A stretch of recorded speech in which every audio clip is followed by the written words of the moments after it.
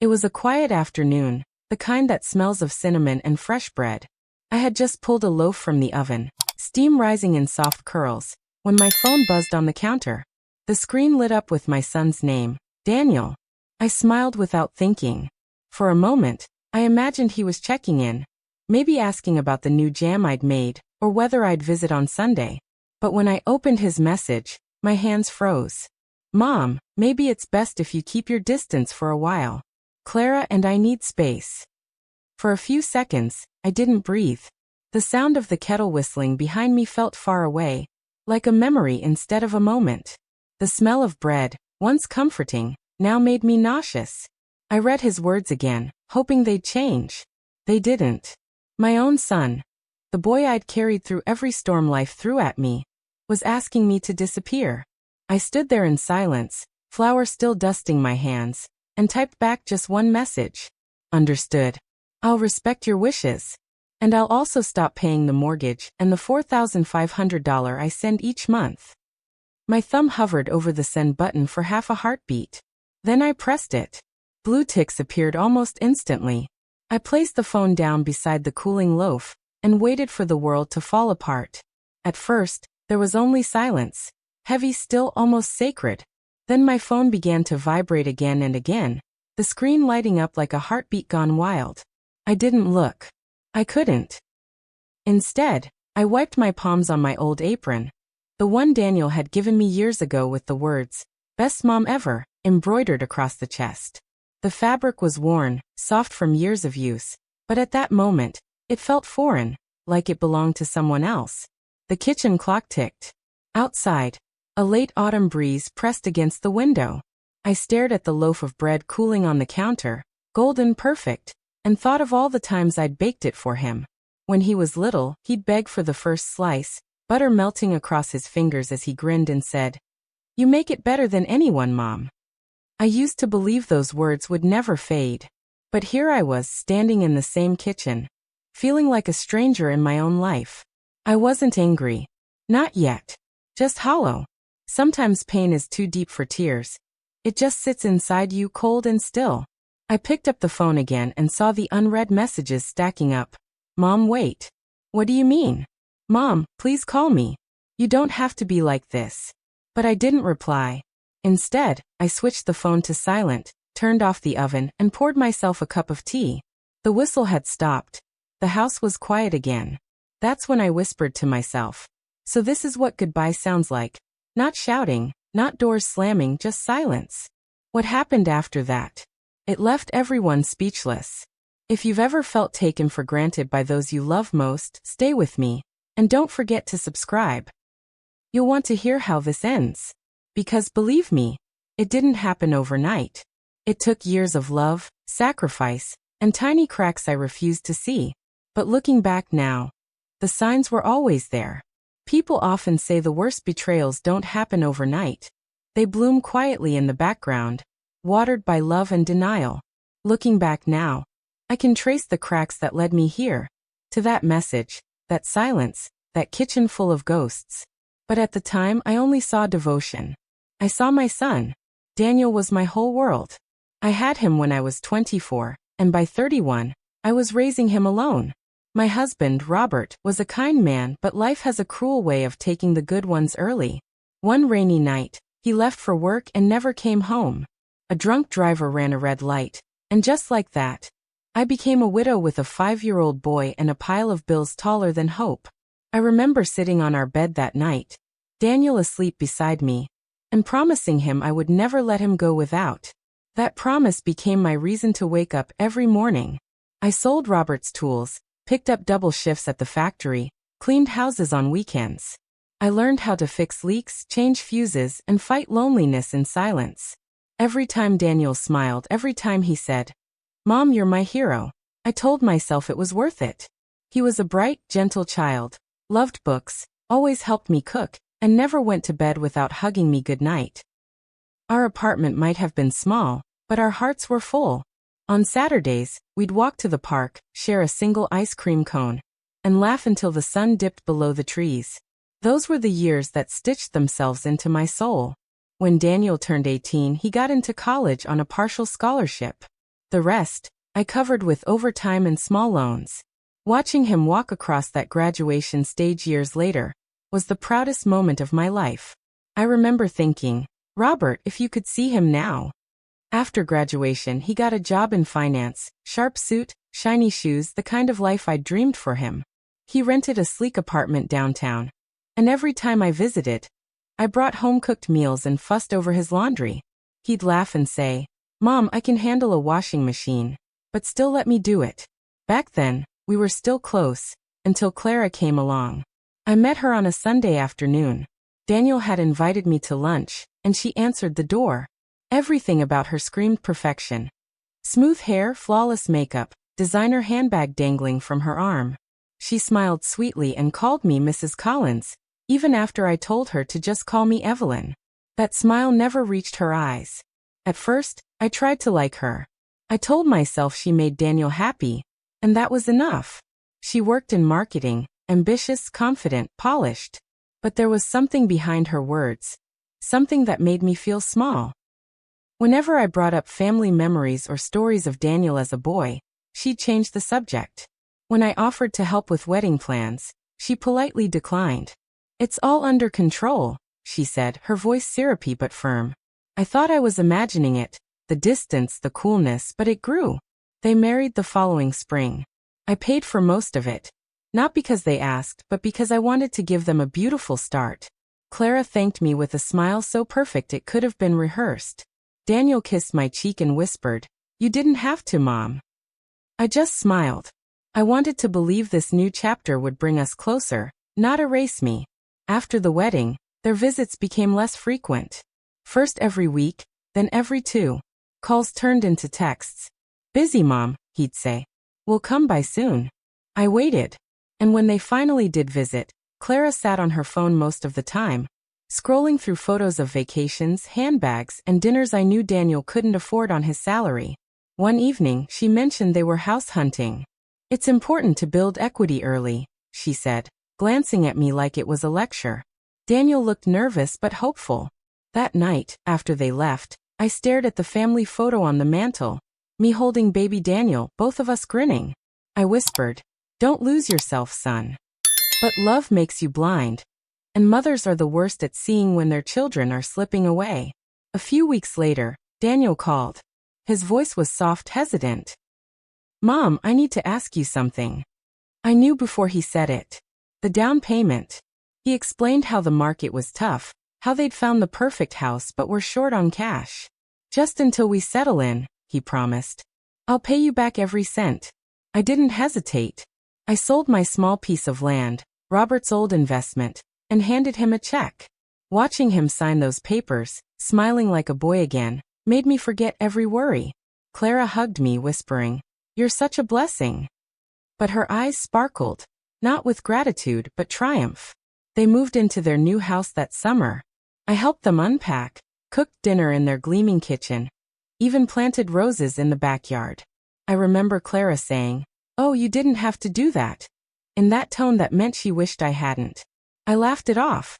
I told myself she'd come around eventually. The months passed and little things began to shift. I noticed the way Daniel's tone changed when Clara was in the room, measured, careful. I noticed the way she looked at me when I mentioned money, or offered to bring food. You've done enough, she'd say. We're fine. But the truth was they weren't. Daniel called often about unexpected expenses. Car repairs, medical bills, a loan that needed clearing. I never said no. Each transfer felt like feeding a fire I couldn't see but knew was growing. When their daughter Lily was born, I thought everything would change. Holding that baby, tiny and perfect, I felt life return to me. But even that joy came with boundaries. Let's not overhandle her, Clara said once, gently taking Lily from my arms. We don't want to spoil her with too much attention. I smiled, pretending I hadn't heard the sting underneath. I convinced myself that distance was normal. Every family had ups and downs. But then came birthdays I wasn't invited to, holidays where my calls went unanswered, and excuses that all sounded the same. I told my sister, June, maybe they just need time to adjust, and she sighed, the kind of sigh that means, you're lying to yourself again. Still, I kept giving money, time, forgiveness, because mothers always think the next gesture will fix everything. But as I sit here now, remembering the way Clara's smile never changed no matter what I did, I realize love alone doesn't keep people close. Sometimes it gives them permission to walk all over you. Those years felt like slow erosion. Tiny pieces of me worn away until there was nothing left but the shell of a mother still calling her son my boy. I didn't know it then, but every dollar I gave, every silence I swallowed, was bringing me closer to that message. And when it finally arrived, it didn't feel like a surprise. It felt like confirmation. Proof that the son I'd raised to be kind had become a stranger. They say evil doesn't always knock loudly. It seeps in quietly, through everyday moments you convince yourself are harmless. That's how it was with Daniel and Clara. Nothing happened all at once. It was a slow decline, the kind you only recognize when it's too late to stop the fall. It started with subtle exclusions. Birthdays, holidays, family dinners. I used to plan them.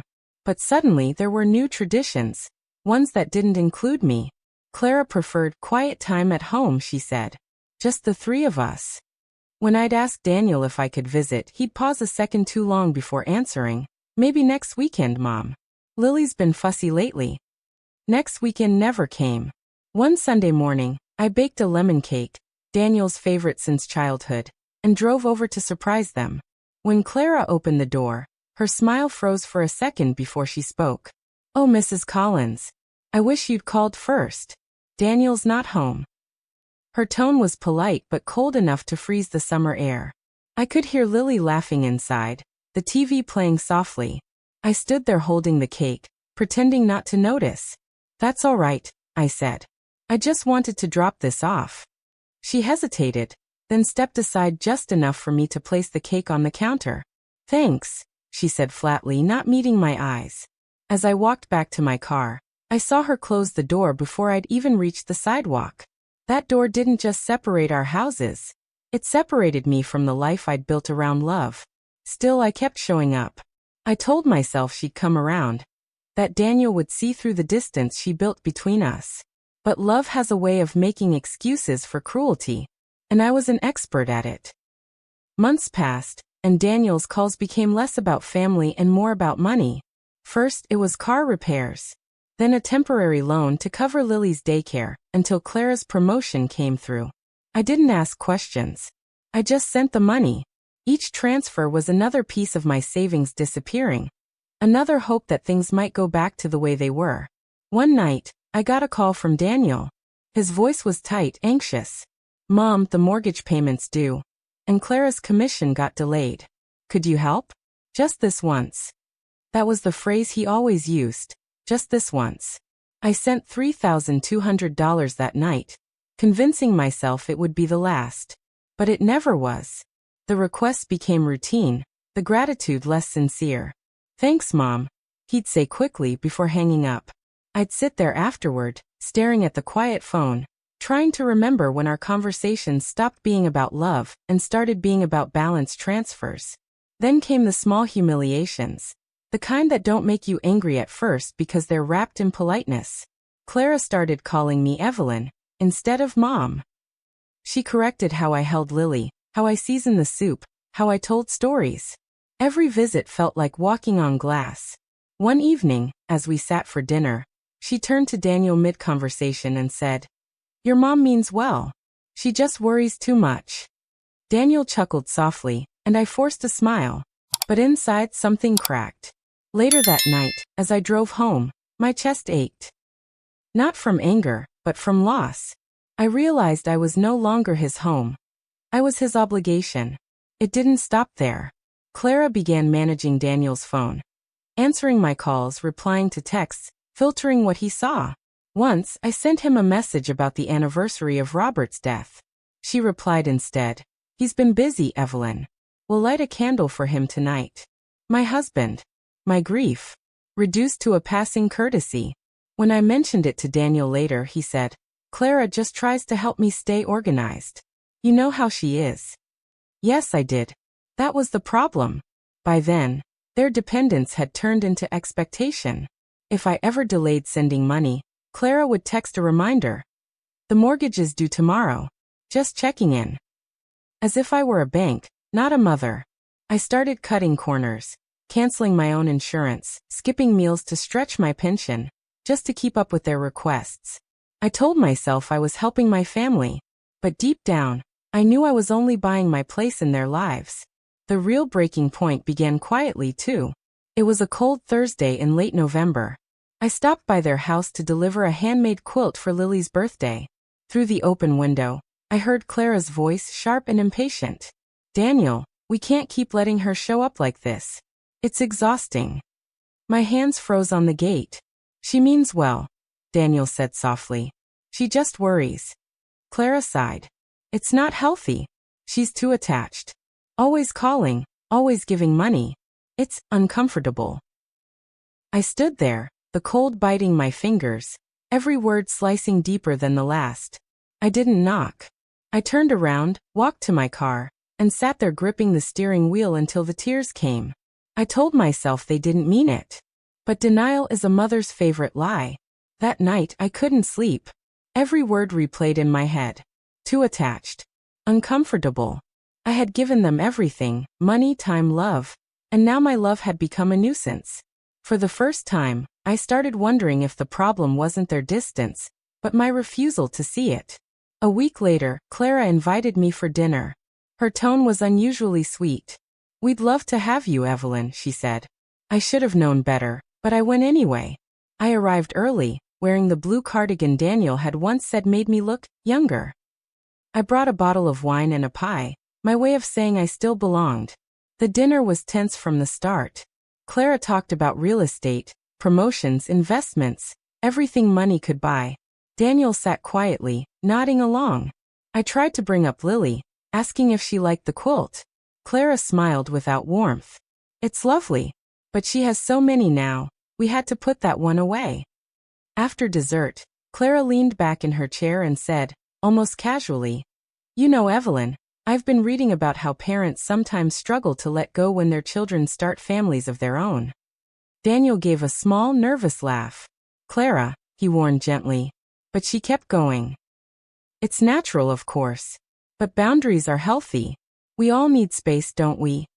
I sat there, frozen. My own son didn't defend me. He just looked down at his plate. The air between us was heavy with things left unsaid. I excused myself early that night, leaving the untouched pie behind. Driving home, I realized the truth I'd been avoiding. My son wasn't caught between us. He had chosen his side. In the weeks that followed, I started withdrawing emotionally. Even if I hadn't yet withdrawn financially. I stopped calling daily. I waited for them to reach out. They rarely did. My messages sat on read for days. And when I did hear from Daniel, it was never to ask how I was, it was to ask for help. By the time Christmas came around, the pattern was clear. I wasn't part of their family. I was their safety net. And when a safety net starts to fray, people don't thank it, they panic. What I didn't know then was that panic was coming. Because the day they would finally tell me to keep my distance wasn't just cruel, it was calculated. Some truths don't scream. They whisper, so softly you almost mistake them for your own thoughts. For me, that whisper came one evening when everything finally snapped. It was a Sunday, cold and gray. I'd spent the morning knitting a small sweater for Lily, pale yellow like the sun she loved to chase in their yard. I planned to mail it that week, but then Daniel called. His voice was curt, distracted. "Mom, about the extra transfer you mentioned. Let's hold off for now. Clara says it's confusing when you send money unannounced. We need to manage things better." I froze mid-stitch. It wasn't just the words, it was how he said them. Like I was a bill he hadn't budgeted for. I asked softly, "Are you sure that's Clara talking or you?" Silence. Then, "We're a team now, Mom. It's not just about you and me anymore." He hung up before I could respond. I stared at the half-finished sweater on my lap and realized I didn't recognize my own child's voice anymore. That night, I went out for a walk. The air was biting cold, the street lamps flickering against the frost. I passed by their neighborhood without thinking, drawn there like a ghost. From the corner, I saw their living room light glowing. Inside, Clara was pacing with her phone pressed to her ear, her voice sharp and urgent. The window was slightly open. I shouldn't have listened, but I did. Daniel, she can't keep showing up or sending money like this. It's not normal, she said, frustration dripping from every word. You need to set boundaries. She's too involved. Honestly, it's manipulative. My stomach dropped. Manipulative. Daniel's reply was faint but clear enough. I know.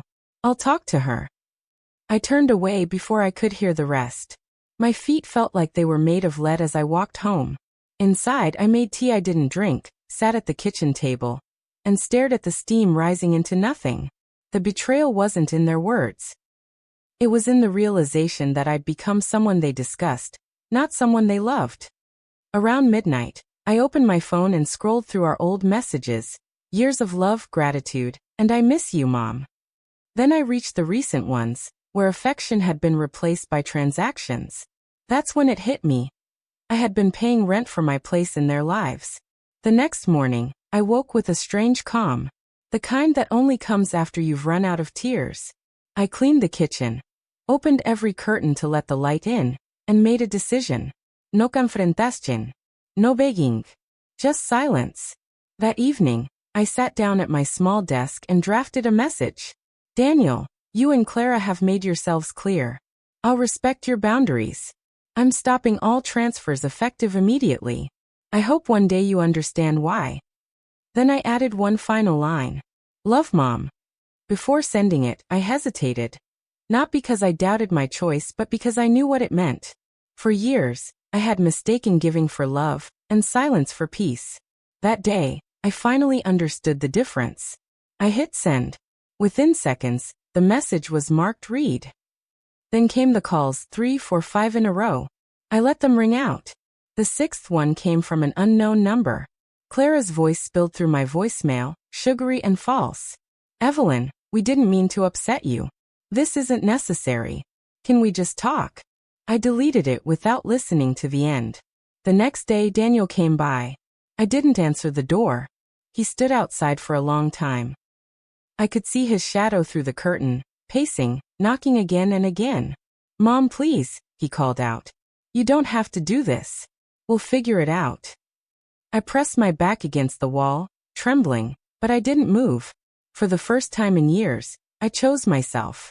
Hours later, when the knocking stopped, I sat on the floor and cried. Not for him, but for the years I had lost trying to buy his love.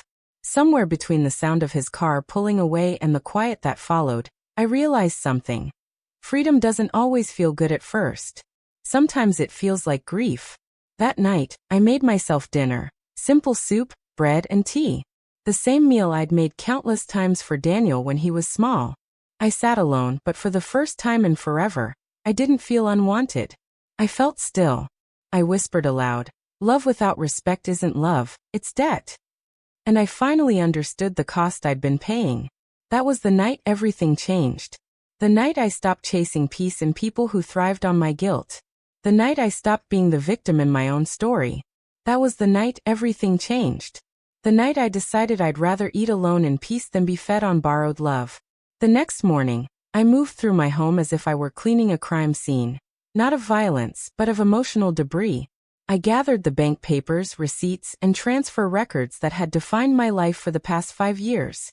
Each one carried a memory, a reason, an excuse. One by one, I fed them into the shredder. The steady hum filled the silence, almost like music. By the time I was done, the floor around me was covered in thin ribbons of paper. Fragments of a woman who'd finally stopped apologizing for existing. I called my bank and canceled every automatic payment linked to Daniel's name. Mortgage, utilities, insurance. I expected to feel panic, but what I felt instead was lightness, like someone had quietly lifted a boulder off my chest. That afternoon, I brewed a pot of chamomile tea and sat by the window. The world outside was ordinary. Neighbors raking leaves, kids chasing each other down the street. But for me, it felt like the first day of a new life. For the first time in decades, there was no one depending on me. No phone vibrating with requests. Just silence. The kind that didn't ache. 2 days passed before the messages began flooding in. At first, they were polite. Hey Mom, just checking if everything's okay. Then, Mom, the mortgage didn't go through. Did the bank mess up? By the fifth message, politeness had turned into panic. Mom, this is serious. We could lose the house. I didn't respond. The following week, Clara called. Her voice was brittle, strained. Evelyn, listen, I know you're upset, but this is affecting Lily. She doesn't understand why we're stressed. Can't we just talk this through? I said calmly. I think you've talked enough, Clara. You and Daniel made your boundaries clear. I'm only respecting them. The silence that followed was the sweetest sound I'd ever heard. She hung up without another word. In the days that followed, my phone barely stopped ringing. I kept it face down on the table, the screen lighting up every few minutes. Each missed call another reminder that power doesn't always come from speaking. It comes from knowing when not to. I started filling my days differently. I joined a local book club, planted marigolds in the small patch of soil behind my kitchen, cooked dinner for myself with real attention, tasting, savoring, sitting down without rushing. Every evening, I'd light a candle by the window, not out of sadness but gratitude. Peace, I realized, was quiet but full. But it didn't take long before their desperation shifted to anger. One message from Daniel read, "This isn't fair, Mom. You're punishing us. Clara's worried sick." Another said, "You're overreacting. You've always taken things too far." I remember reading that last one slowly, word by word, and smiling to myself. Overreacting. That was their word for any time I refused to be walked on. By the second month, the tone of their calls changed again, this time to pleading. "Mom, please, the bank's threatening foreclosure. Just help us this one last time." The phrase that once melted me now meant nothing. I'd heard it too many times. I deleted the message and went back to watering my plants. The silence that filled my house no longer felt lonely. It felt earned. I slept better, ate better, even laughed again. My hands no longer shook every time my phone buzzed. I had reclaimed something I didn't even realize I'd lost, myself. Still, part of me knew the story wasn't over. People like Clara don't give up control easily. And Daniel? Well, I wasn't sure anymore whether he was her victim or her accomplice. But I knew this. They were about to learn the real cost of what they'd done. Because when you take someone's kindness for granted long enough, one day that kindness simply disappears. And when it's gone, all that's left is the truth. That was the quiet before the storm. The moment I chose silence, not as surrender, but as justice. And it wouldn't be long before the price of losing me came due. The storm came quietly at first, like all disasters do. It began with a letter, folded neatly in my mailbox, the bank's logo printed across the top. I didn't open it right away. I already knew what it said. By the time I did, I could picture their faces as they read the same letter at their end. Panic spreading like wildfire. The mortgage was in default. 2 days later, Daniel showed up. I saw his car through the window before he even reached the door. He looked thinner, worn down. I didn't move to open it. I let him knock until the rhythm slowed to exhaustion. Finally, his voice cracked through the wood. "Mom, please. Just talk to me." I didn't answer. I couldn't. He had built walls between us, and I was simply honoring them. He left after 15 minutes. The silence he left behind was heavy, but it didn't break me. It steadied me. The next morning, I went to the market early. It was something I hadn't done in years. Walk alone, buy fresh produce, smile at strangers. Life was starting to feel normal again. When I returned, there were 5 missed calls from Clara. I didn't listen to the voicemails, but her last text said enough. "You're destroying your own family. I hope you're proud." That message didn't sting. It made me sad. Not for her, but for my son, who still didn't see the manipulation behind her words. I whispered to myself, I raised him better than this. But maybe I hadn't raised him to recognize evil that wore a pretty face. By the 3rd week, desperation had turned into chaos. Neighbors whispered about loud arguments at Daniel's house. Someone said the police had been called after a domestic dispute. I stayed quiet, listening, learning. There are moments when silence becomes its own justice. Then one night, well past midnight, my phone rang again. I let it ring, expecting another plea. But when I checked the voicemail in the morning, Daniel's voice shook. "Mom, Clara's gone. She took Lily and most of the money. I don't know what to do. For a moment, my knees gave out. I sat on the edge of my bed, heart pounding, hands trembling, not out of pity, but from the shock of realizing how far things had fallen. Clara had always been calculating, but I hadn't expected her to destroy everything so ruthlessly. Then again, maybe that's what people like her do when the money runs out. They move on to their next victim. Later that day, Daniel came again unannounced. I opened the door this time.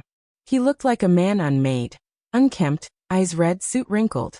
She took everything, he said, voice hoarse. Lily, the accounts, the car. I can't even find where she's gone. I said quietly. Now you understand what it feels like to lose everything you built your life around. He tried to speak, but his throat closed around the words. I guided him inside, sat him down and poured tea. He stared into the cup without touching it. I don't deserve your kindness, he whispered. You were right. About her. About me. I didn't argue. I'd already wasted too many years on explanations. You don't need to say anything, I told him. But you do need to take responsibility. He nodded, eyes wet, ashamed. I don't even know where to start. Start? I said. By standing on your own 2 feet. He stayed that night in the guest room.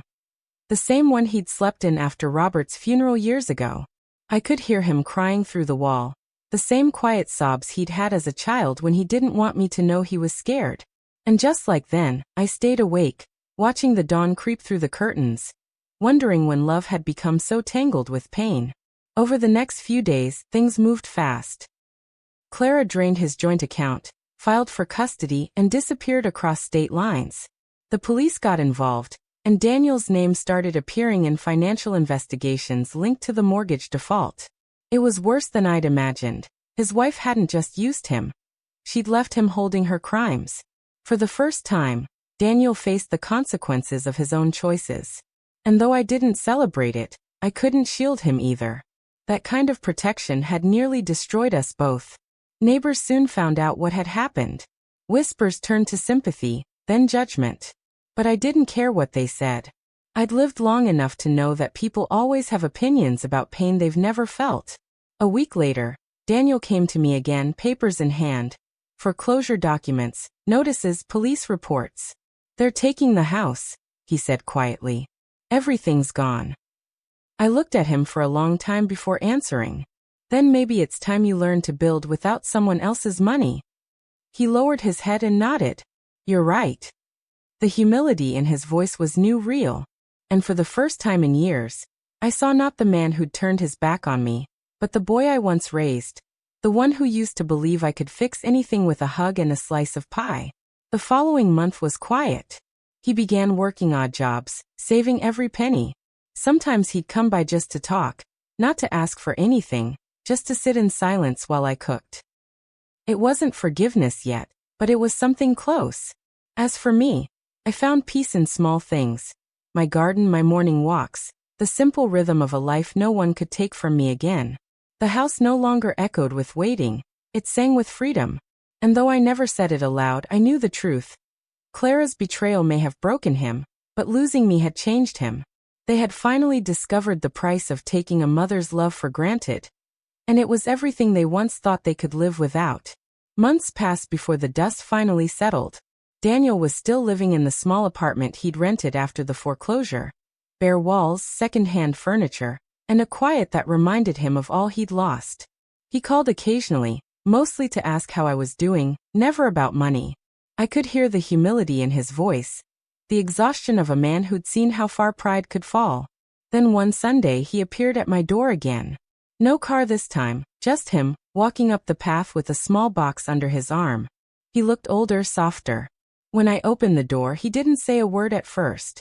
He just held the box out to me. Inside were old photos, our family pictures. Clara didn't take these, he said quietly. I wanted to bring them back where they belong. For a long moment, neither of us spoke. The air between us was fragile but honest. Finally, he said, Mom, I know sorry isn't enough. You were right about everything. I was blind. And I hurt you in ways I'll never forget. I studied his face, the tired lines that hadn't been there before. He wasn't the same man who once texted me to stay away. This was someone broken open, humbled, human. Daniel, I said softly, I never wanted you to suffer. I just wanted you to see me again. Not as a wallet, but as your mother. He nodded, tears forming. I do now. And I promise, I'll never forget what that silence taught me. I invited him inside. The same kitchen that had once witnessed so much pain now smelled of apple pie and fresh coffee. He sat at the table where it had all begun. I poured him a cup, and for a moment, we sat in quiet forgiveness. No grand apologies, no speeches. Just two people learning to exist again without the noise of anger between them. Over the next few weeks, things slowly began to mend. Daniel started helping around the house, fixing broken shelves, trimming the garden, repainting the porch. It wasn't about repaying me, it was about rebuilding something real. Every small act became a conversation, a bridge over years of silence. One evening, as we sat on the porch watching the sun dip behind the hills, he said, You know, I finally understand what you meant when you said love without respect isn't love. Clara never respected me, and I let her teach me how to disrespect you. His voice cracked. I'm sorry, Mom. I reached over and squeezed his hand. I forgave you a long time ago, I said. But I also learned something. Forgiveness doesn't mean forgetting. It means choosing peace over pain. He smiled through his tears. You really are the strongest person I know. I shook my head gently. No, Daniel. I just finally remembered who I am. By the time he left that night, the air in the house felt different, lighter, alive. It wasn't about erasing what happened. It was about surviving it. Together but separate, both of us changed. He still had a long road ahead. Court dates, financial recovery, rebuilding his relationship with Lily, but I knew he'd find his way. Losing everything had stripped him down to truth. And sometimes that's the only way to start again. When the door closed behind him, I stood there for a moment, breathing in the quiet. My home felt safe again, not because he was gone, but because I no longer needed anyone to stay for me to feel whole. I forgave my son, I whispered. But I never forgot myself again. And for the first time, that felt like justice. The next morning, I woke early, sunlight spilling across the kitchen floor. The same room where my heart had once broken now felt calm, alive in its quiet. I brewed a pot of tea, sliced a piece of the pie Daniel and I had shared the night before, and sat by the window watching the neighborhood wake up. The world hadn't changed, but I had. As the steam curled from my cup, I looked around the kitchen, the worn table, the soft ticking of the clock, the photo of Robert and little Daniel on the wall, and I smiled. After everything that had been taken, I still had the one thing no one could steal: peace. I realized then that peace isn't about who stays or who leaves. It's about learning when to stop pouring yourself into people who only take.